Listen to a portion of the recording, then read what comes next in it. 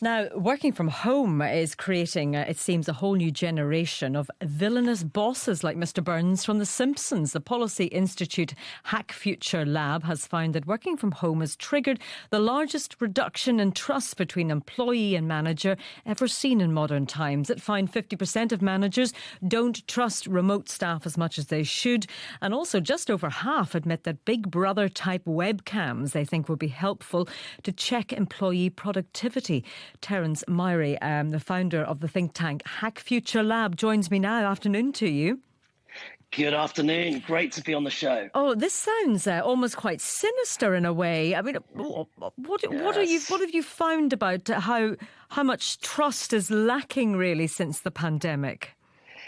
I think the late writer George Orwell would have relished these times. We have meme warfare and Twitter rants, and then inevitably there is a dark side to technology. Hack Future Lab's research has shown that 1 in 3 workers has suffered a major trust breach, and 1 in 5 would trust a stranger more than their own boss. Good grief. So what sort of things then have employees, had happened to them? Well, I remember even before the pandemic, many years ago, I had a boss whose nickname was the Shadow.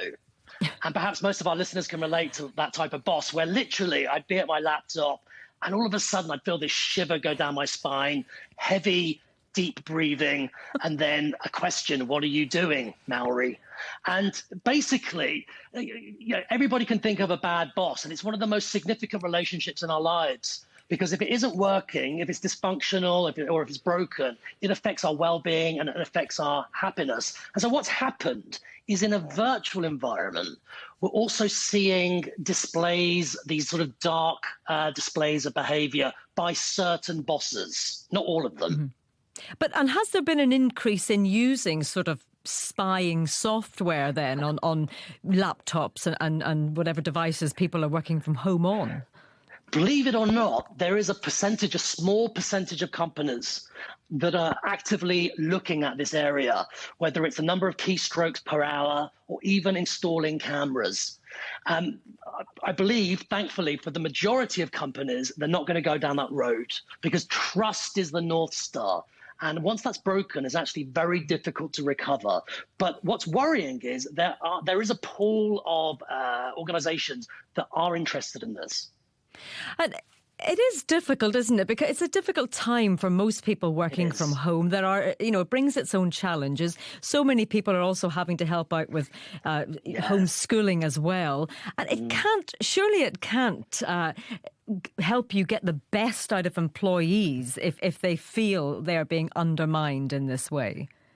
I think so. I think, coming out of the research, people are feeling more isolated, more insecure. There's a real danger of burnout as well, because we're literally always switched on.